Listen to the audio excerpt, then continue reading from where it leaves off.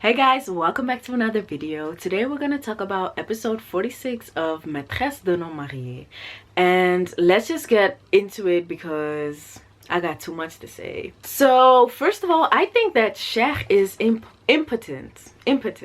And the reason I say that is because in this first scene, he is actually apologizing to Mariam and telling her, like, you know, this has never happened to me before, and even with Lala, everything is good and everything. And she was actually like, yeah, I'm sorry also, like, it must be because you're stressed and you got so much on your mind and everything. And I'm like, ooh, I don't think there's anything wrong with this dude. I think Marié has had something done, and it was powerful.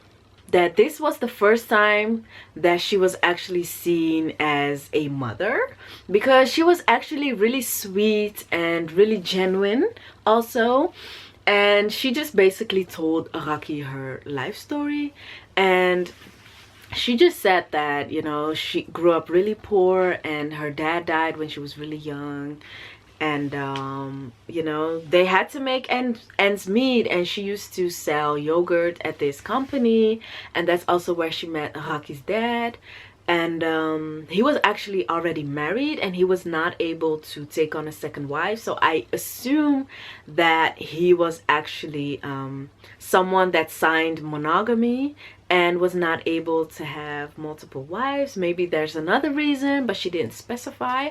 So he actually proposed Raki's mom to to have a secret wedding, and the expression in Wolof is actually takasuf, which basically means a marriage or a wedding beneath, and it just means that it's secret, so people usually don't know about this.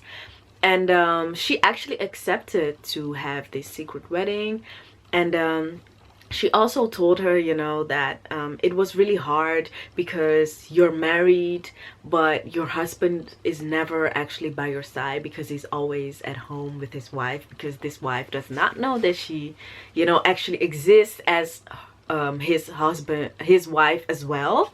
And yeah, she was actually asking Araki also for forgiveness, and she was actually saying this expression in Wolof, which is Araki munumalabang, which actually means like, I cannot not want you. But it also, you know, leaves question marks, because we all know that Araki's mom was not nice to Araki at all throughout this whole show. And even though she probably loves Araki somewhere in her heart, like in these 5 minutes of this episodes, we actually really see it. But I think that she should have been more loving and open, because I think that if Araki would actually know, or at least experience like maternal love, she would not retaliate like this and live at Mustafa's house. And at the end, Raki's mom was actually telling Raki, you know, and even whether your dad is alive, dead or alive, he will still not be able to recognize you openly in front of the world. And I think that that might you know, hurt Araki a bit. But she also did say that the rest of the story that needs to be told, she will find the person that needs to tell it and force that person to tell it to Raki personally. So I really want to know what that is, and I also want to know what Jalika's dad has to do with it. So I really love how they are normalizing going to actual doctors that actually studied, instead of going to these local and traditional medicine men. And in this actual scene, you see Jalika that went to the doctors, and the doctor was actually recommending her to actually do a test.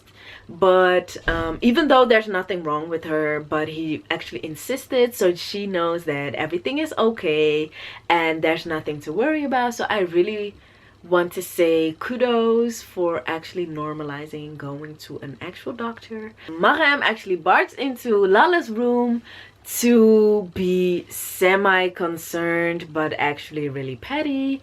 And yeah, so she already started with, you know, Cher told me this and Cher told me that, but Cher told me this and Cher told me that. And oh my god, it was so rude. And she was already, you know, being like, yeah, you have to take your medicine, because I always tell my mom to take her medicine, because once she takes her medicine, she always feels better. And Lala was like, you know what, you're striking a nerve with me, because she actually got out of bed. And she was like, did I tell you personally that I'm sick? And who told you I'm crazy? And she was already being like, you know what, I never told you my business, so you don't know anything about my business. But of course, Mariam had to be like, yeah, but Sheikh told me this and Sheikh told me that. And at the end, she just got, you know, like pointed to the door and be like, you know what, have a nice day, ma'am. Don't even finish your sentence, have a nice day. Another thing that was really crazy was Rocky giving Maki advice about what it actually means when he marries Jalika. And she was like, yeah, and being a play dad and an actual dad is not the same thing, and you have to be really responsible, and you're not even responsible. And if something happens to Jalika, did you know that you're gonna be responsible for her children? But you know, at the same time, she was also saying like, yeah, and if you care for these children, at the end of the day, they already have a dad and they will never see you as their real dad. But I don't think that his, you know, his goal is to, you know, replace Biram as their dad. It's just to be a good husband and a good example, and just be a parent figure, like not necessarily like replacing their father. So I don't think it made any sense. Oh my god, so I knew that that woman, like Cher's assistant, would eventually come back, because do you guys remember that episode where she came into Lala's store and she was actually like, yeah, and I'm gonna buy this and that, I want this dress and I want that dress, even the dress you're wearing I want it. And she took out all this money and she did not buy anything. And I knew that she would come back to sting us in our behinds. And today she did. So she was like, she saw Lala and she actually got scared. And Lala was like, you know what, I remember you. And she remembered, guys, and I was so proud of her. But the crazy thing was that this woman, she was actually really scared of Lala. And Lala was really straight to the point with her, and she was like, you know what, just bring me to Cher, you know. And she actually did, and there she confronted Cher, and he actually went on his knees and actually apologized and actually asked for forgiveness. And at the same time, this assistant actually called Marem to tell her what's up. And oh my god, she did not have any shame, you guys, because they were actually fighting, and she was actually calling to tell them that, yeah, and Cher's wife came here, and she actually made this big scandal, and they're shouting and this. And like right after, Cher was actually calling Marem and be like, you know what, so you're lying on me and this and that. And it actually got really heated. And afterwards, Amsa and Marem had a conversation, and Amsa was more thinking about how Cher was like screaming at Marem, and she was more like concerned about Cher not respecting Marem at the same level as he respects Lala. So she was like suggesting Marem to actually confront Cher about it. And Marem was like, no, Cher, you know, he's been really mad lately, and I don't want to upset him, because at the end he might be really mad at me, and something might happen, and I might lose him. And Marem, Amsa just looked her dead in the eye, and she was like, then you lose him, you divorce him, and you find someone else to marry. And I was like, you know what, it's that simple actually. And Marem she does not think it's that easy, guys. And what I want to know is, what does Cher have that Marem does not want to lose, because she even has a spy in Cher's office that has been telling her everything that's been going on, and even spying on Lala and everything.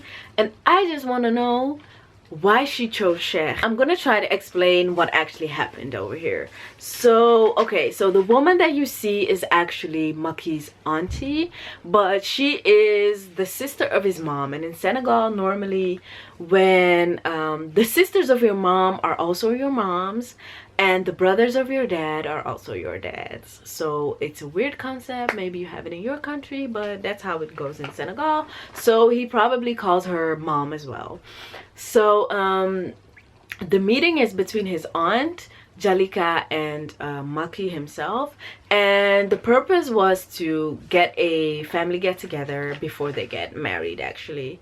And but the thing was really it was really nasty, because the woman was already starting to get at Jalika, because she actually said that, you know what, whenever you're gonna get married, you're gonna bring whomever belongs with you. And I think that was just a stab for her children, because that's just what she wants to say, but she's not gonna say it. And Jalika took it upon herself to be like, you know what, you mean to say that me and my children are gonna be a problem for you? And she was like, basically she was like, yeah. And I think that was really crazy.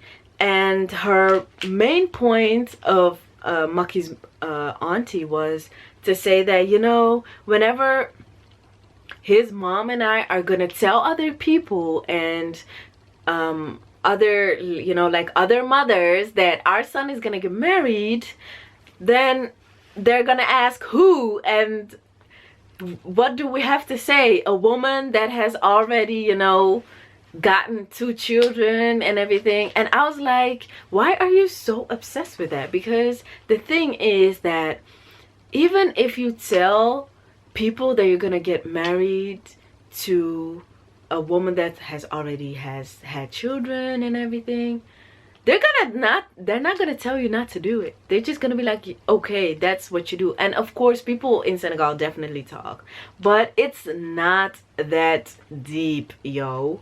And it's really crazy. And I think it was really hard for me to watch also, especially after everything that Jalika has been gone through.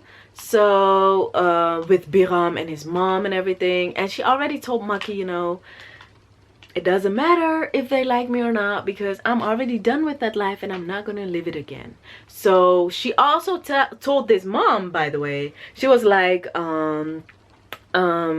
he knows I don't have no shame, and he also knows that I'm already done with this shit like yesterday. It's only because of him that I came here, because he really wants to marry me, you know. And at the end, she actually thanked the mom, because she put down her drink and she was like, you know what, it's good.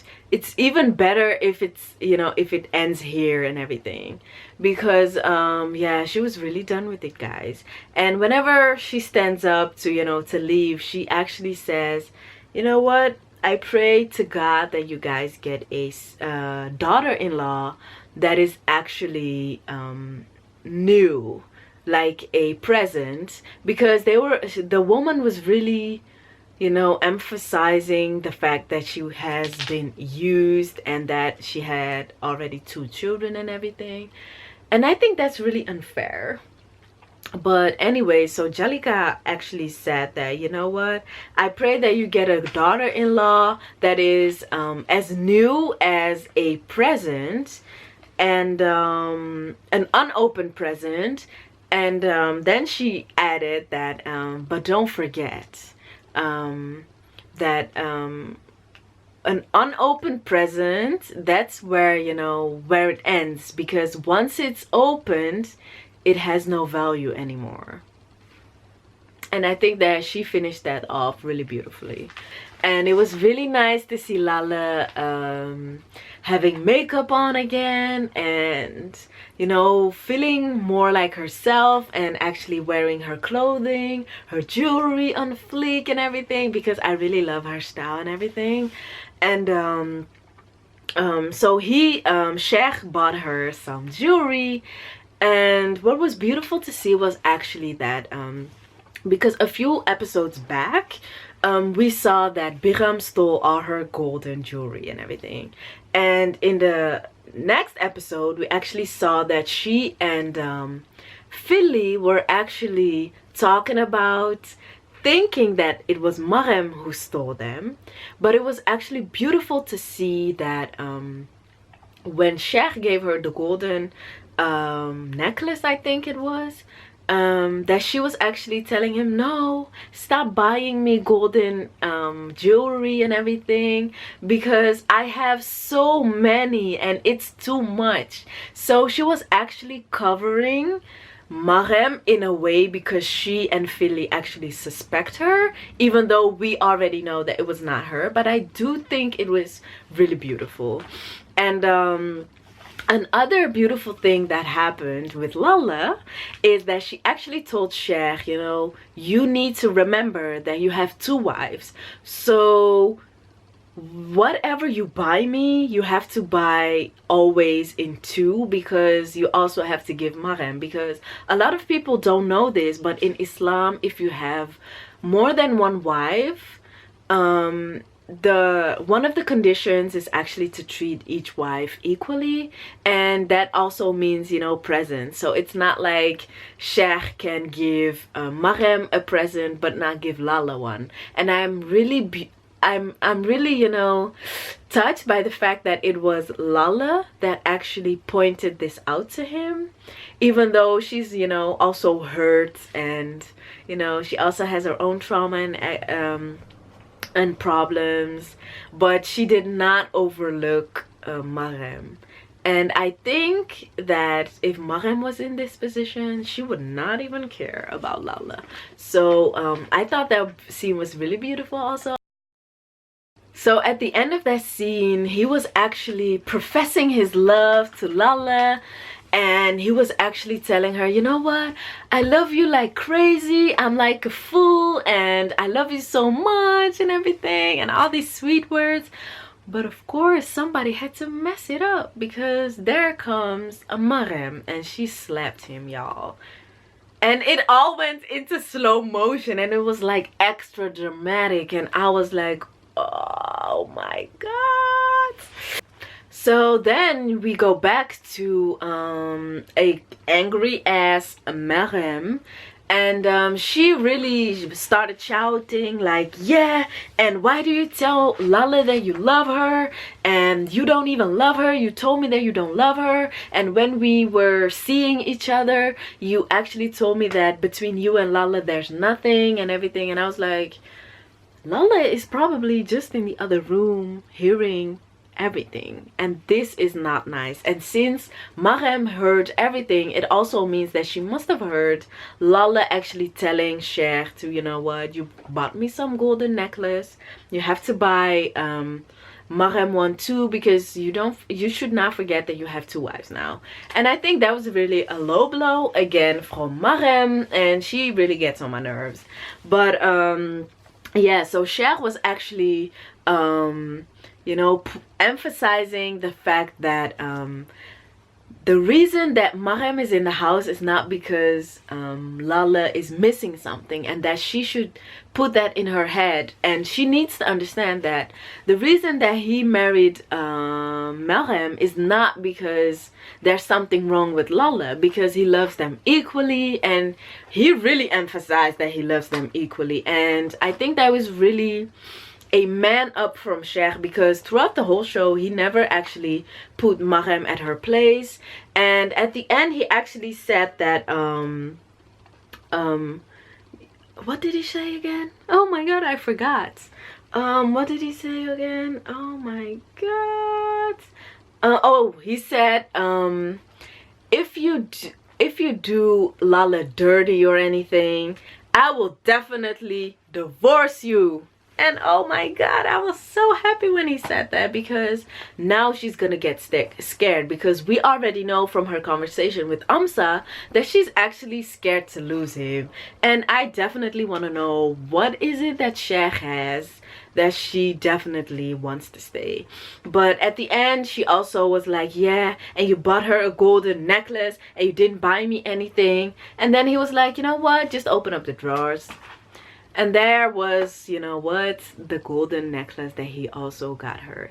And what I thought was really beautiful, like extra beautiful from Sheikh, was that he actually told Marem, and it was Lala who told me this, so don't you do her dirty. And then he told her actually that, you know what, if you do her dirty, I'm gonna divorce you. So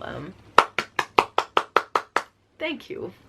So the last thing I want to talk about is the pettiness. And I feel some pettiness coming, because you basically see Amsa and Marem, who make up Team Marem, and Philly and Lala, who make up Team Lala, and they're actually conspiring. And we already know that something is boiling up, because I think that in the last scene, when Sheikh is actually telling Marem, you know what, if you continue this way, I'm gonna divorce you, I think that was like a little victory for Lala, and she rightfully earned it, because she did not do anything bad or anything. So she did not manipulate them, but it was just, you know, Marem's doing. So I'm really curious what's gonna come in the next episode. And oh my god, I really don't hope that it's gonna get, you know, worse, because right now Lala and Sheikh are in a good place, and I really want to keep it like that. And I really want Marem to actually work hard to get, you know, Lala's trust, and also Sheikh's trust, because it would be like create a nicer atmosphere in their house also. So I'm curious about that. Thank you guys for watching, and let me know your thoughts on some of these scenes that I actually reviewed for you guys, and which ones were the most juicy for you, and what moments, you know, are you proud of, are you sad about, are you happy about? Just share below, and see you guys with the next episodes.